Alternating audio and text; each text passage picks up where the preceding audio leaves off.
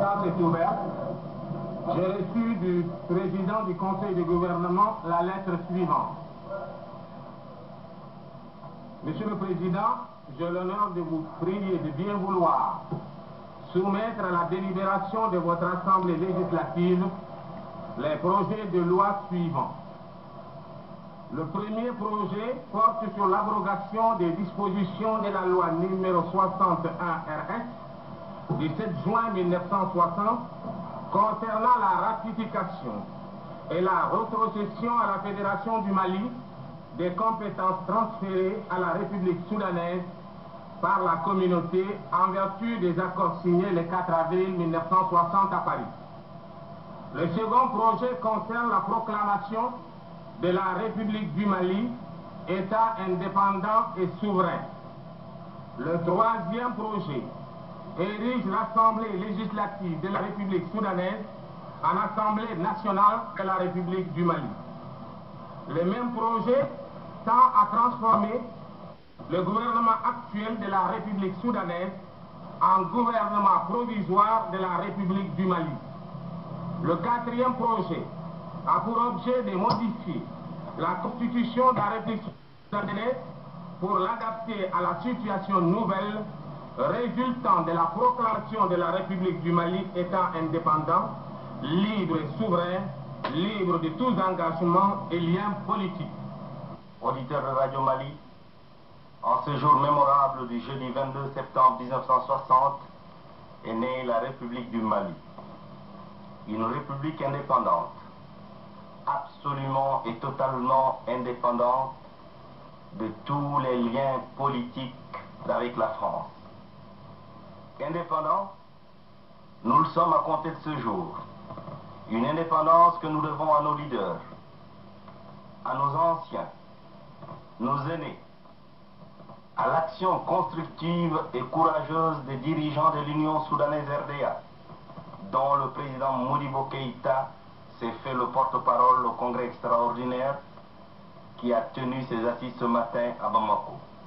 Chers camarades, à la conférence territoriale du parti, il y a 3 semaines, nous nous sommes contentés d'un exposé objectif du déroulement des événements de Dakar sans en tirer les conséquences. Nous avons par la suite pris un certain nombre de contacts qui ont projeté plus de lumière sur les origines plus ou moins lointaines des événements. La République soudanaise indépendante n'a fait qu'usage de son droit à l'indépendance. La réalisation de l'unité nationale sera le ferment de la mobilisation générale des populations jusqu'aux confins du Sahara. Son développement économique appelle à des sacrifices pour sortir le pays d'un possible isolement. Face à cette éventualité, il s'agissait d'envisager les voies et moyens pour une économie socialiste et planifiée. D'où l'affirmation de la République soudanaise sur le plan africain et international, rappellera en substance Modibo Keïta. Pour laquelle nous vous invitons à autoriser l'Assemblée législative, premièrement, à appréhender les compétences transférées par la République soudanaise à la Fédération du Mali. Deuxièmement, à proclamer comme État indépendant et souverain la République soudanaise.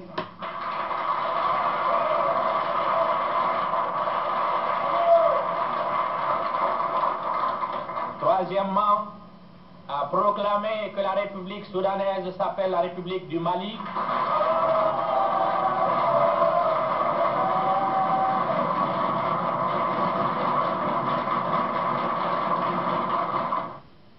La République soudanaise est proclamée État indépendant et souverain sous le nom de République du Mali. Le Congrès opte pour la construction d'un État socialiste. Une présidence de la République est instituée, confondue avec le chef du gouvernement. Un régime de type parlementaire est maintenu.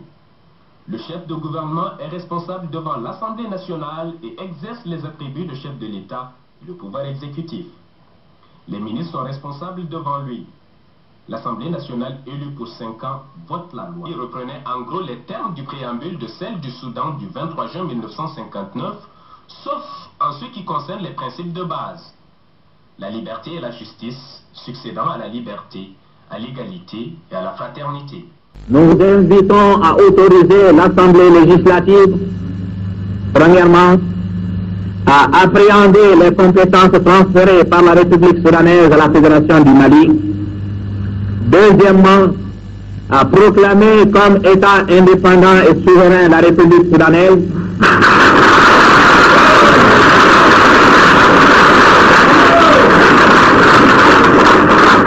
Troisièmement, à proclamer que la République soudanaise s'appelle la République du Mali.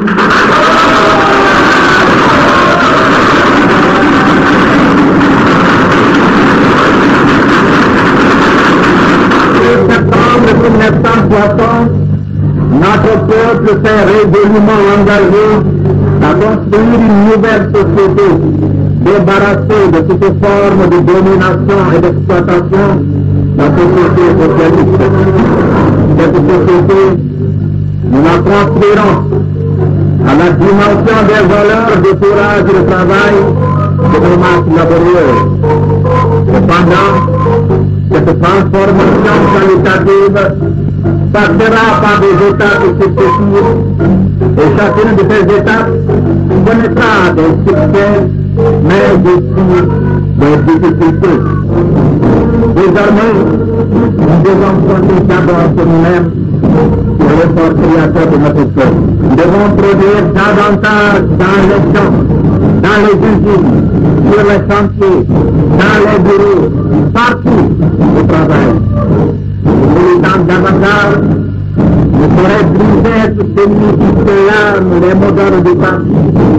Pour lui, dans son travail quotidien, il n'a pas fait bien à la révolution.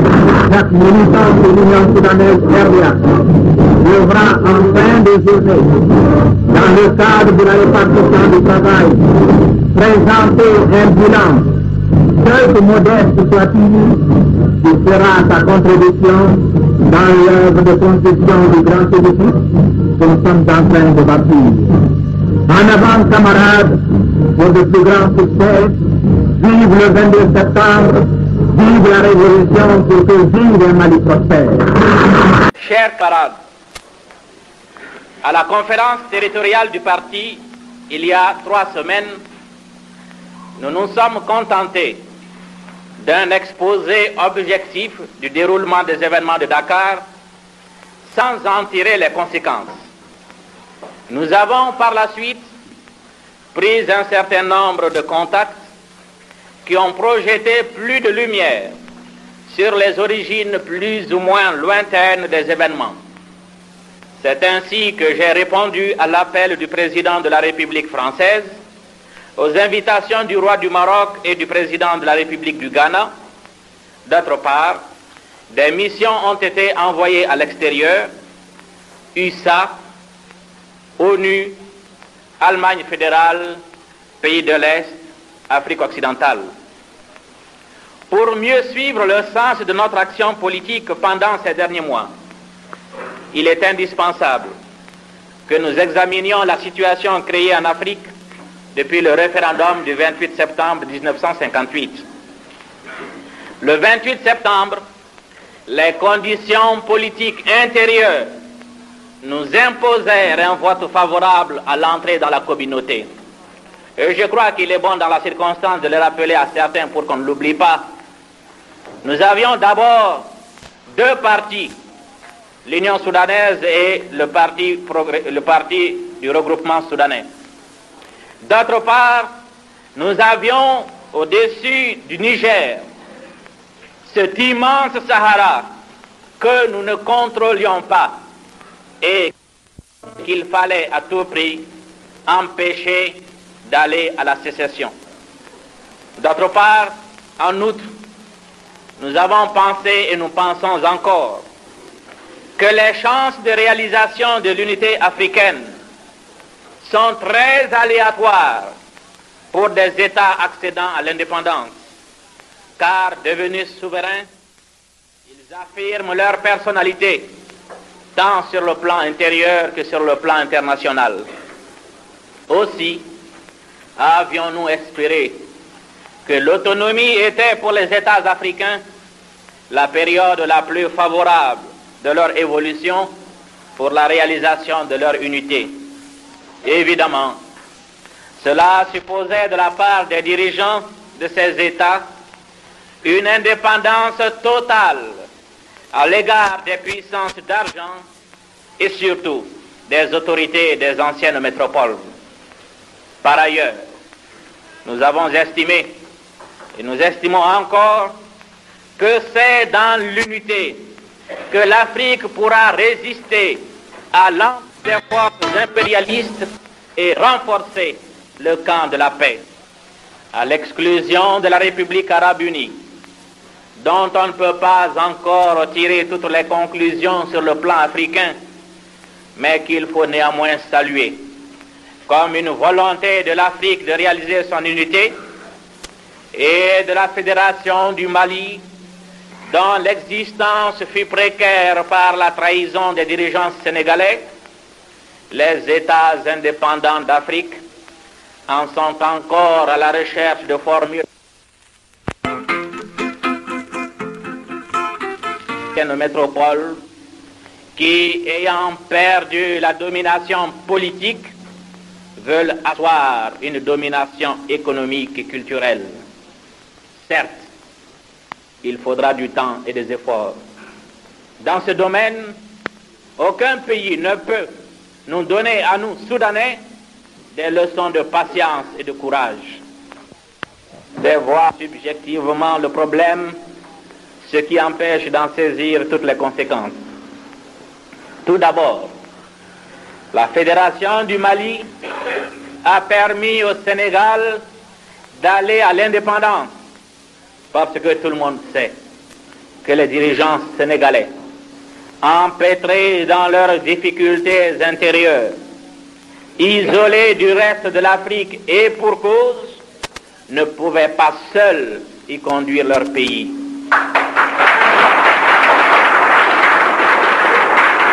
D'autre part, l'accession à la souveraineté internationale de la Fédération du Mali a conduit certains États africains, jusqu'alors hostiles à toute idée d'indépendance, à faire usage de leur droit à l'indépendance.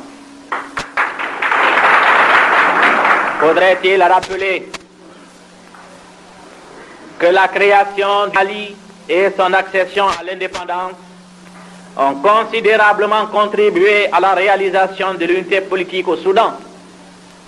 Nous avons pu ainsi nous assurer du contrôle politique et administratif de la République soudanaise jusqu'aux confins les plus reculés du Sahara. J'estime également que la sécession du Sénégal a été le ferment de la mobilisation générale des populations soudanaises. Elle permettra à la République soudanaise de réaliser pleinement ses objectifs politiques, économiques, sociaux et culturels sur la base d'un véritable socialisme et uniquement en fonction des intérêts des couches les plus défavorisées. La démonstration sera également faite aux dirigeants sénégalais que la République soudanaise était le principal marché des industries et entreprises sénégalaises.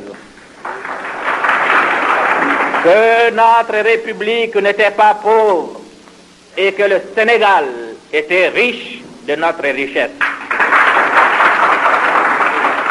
Nous entendons désormais garder nos richesses, même humaines, pour accélérer le développement économique de notre République. Les mesures prises, tant à l'intérieur de la République soudanaise qu'à l'extérieur, nous imposerons pour une certaine période des sacrifices qui sont, je le sais, déjà acceptés. Il faut prévoir un isolement possible du Soudan par la force des choses et par l'évolution des événements politiques. Il s'agit donc dès maintenant, face à cette éventualité, d'envisager les voies et moyens pour une économie socialiste planifiée.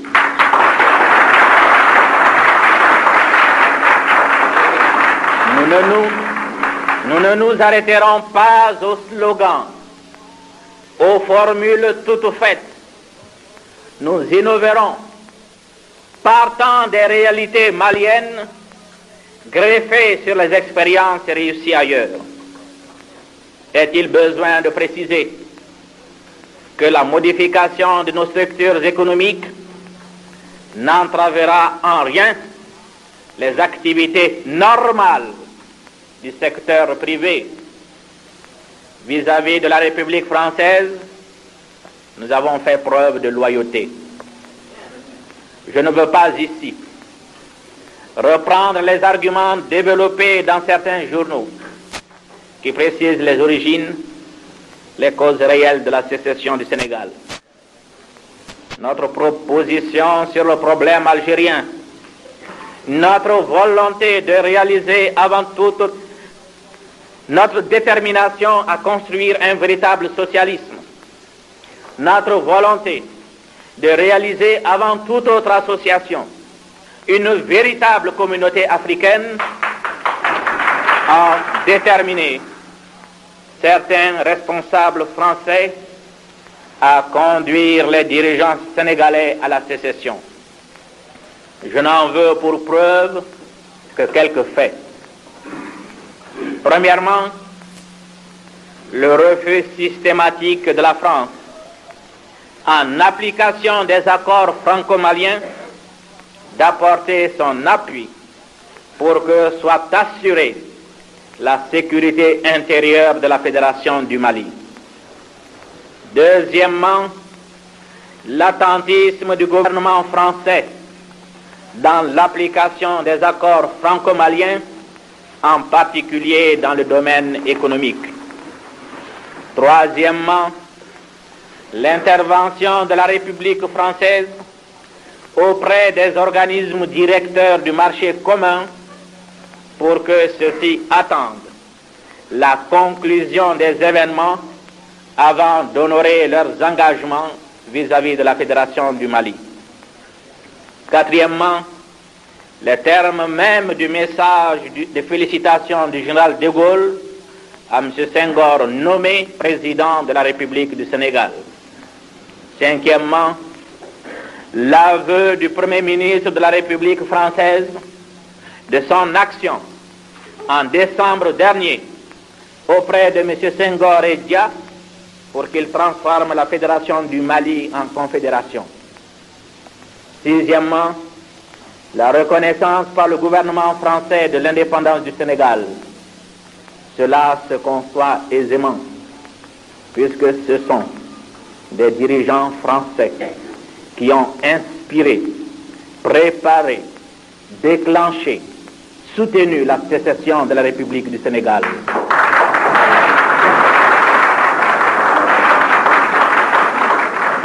Septièmement, enfin, la demande d'ajournement par la France à l'ONU de l'admission de la Fédération du Mali. Nous ne voulons pas user de votre patience en faisant un long développement que j'estime en la circonstance inutile. Il s'agit donc pour nous de prendre des décisions en fonction des seuls intérêts de la République soudanaise.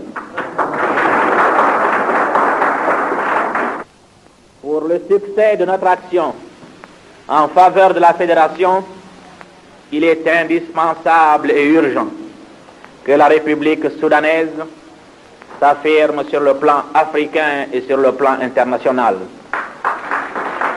C'est la raison pour laquelle nous vous invitons à autoriser l'Assemblée législative, premièrement, à appréhender les compétences transférées par la République soudanaise à la Fédération du Mali. Deuxièmement, à proclamer comme État indépendant et souverain la République soudanaise.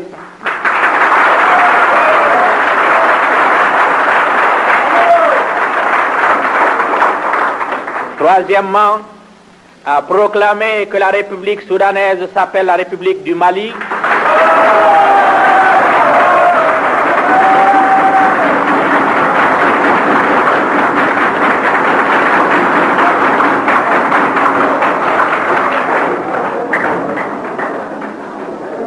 proclamé que la République soudanaise s'appelle République du Mali, libre de tous engagements et liens politiques vis-à-vis de la France.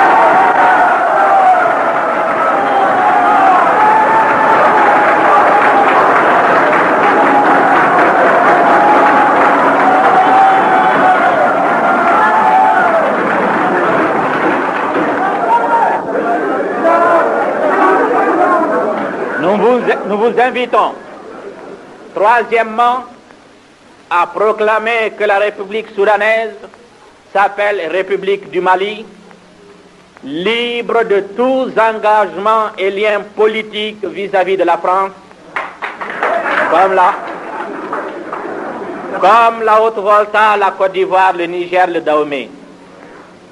C'est la conséquence logique de la caducité des accords franco-maliens que la France a délibérément violé en reconnaissant la République du Sénégal comme État indépendant.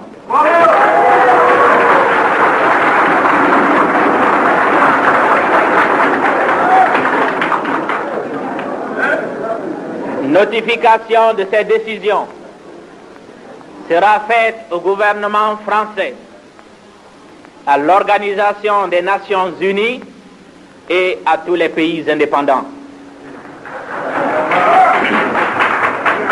Fidèle à notre idéal d'union et de paix, j'insiste sur ce mot. Nous sommes décidés à établir des relations amicales avec tous les États du monde, sans exclusive aucune, singulièrement avec ceux d'Afrique, qui seront désireux de promouvoir une politique d'union et de progrès, de s'engager résolument dans la lutte pour la libération totale du continent africain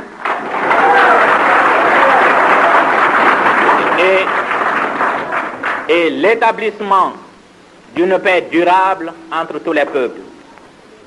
La République du Mali est née. Le Mali continue. Le mot Mali continuera à résonner comme un gong sur la conscience de tous ceux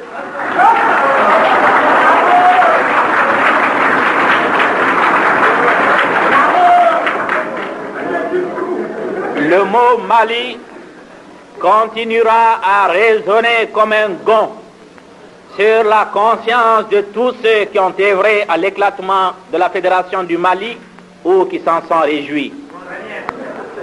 Nous restons mobilisés pour l'idée de la Fédération qui, malgré tout, demeure une semence virile de l'unité africaine. Nous avons perdu une partie, mais nous gagnerons la manche, Inch'Allah.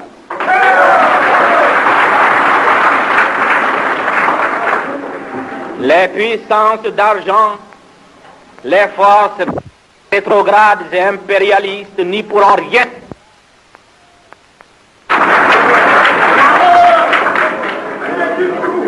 Le mot Mali continuera à résonner comme un gong sur la conscience de tous ceux qui ont œuvré à l'éclatement de la Fédération du Mali ou qui s'en sont réjouis.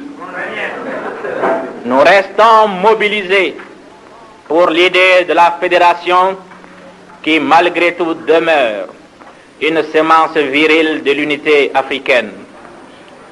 Nous avons perdu une partie, mais nous gagnerons la manche, Inch'Allah.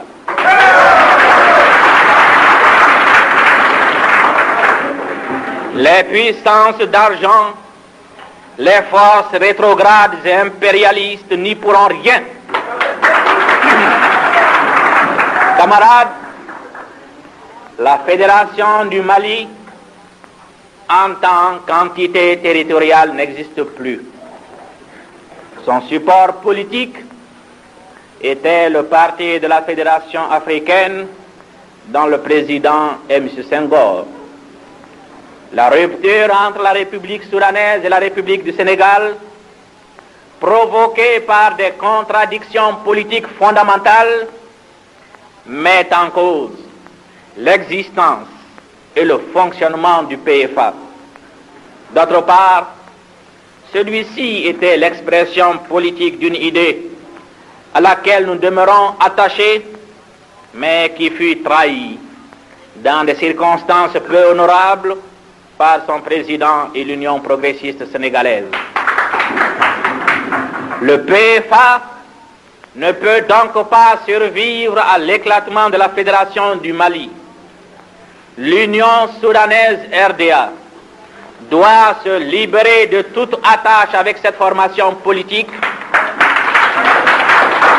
garder son autonomie jusqu'à ce que puissent s'affirmer des positions claires et nettes sur les problèmes politiques et économiques que les États africains ont à affronter au lendemain de leur indépendance. Plus de construction politique dans l'équivoque.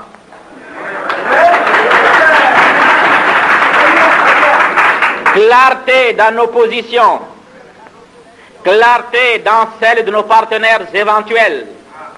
Voilà les conditions indispensables d'une dépendance quelconque de l'Union soudanaise RDA vis-à-vis de formations politiques africaines. L'Union soudanaise RDA, fidèle à son option fondamentale en faveur de la paix et l'unité africaine, est décidée dès maintenant à établir des relations de bonne volonté, d'amitié et de solidarité avec tous les partis politiques, mobilisés pour la paix, pour la libération du continent africain de toute domination étrangère et pour l'unité des peuples africains. Camarades, vous pouvez faire confiance au bureau politique, au comité directeur. Nous voulons ce que vous voulez. Il n'y a pas de temps à perdre. Toutes les Maliennes et tous les Maliens doivent se considérer comme mobilisés pour la construction de la République du Mali.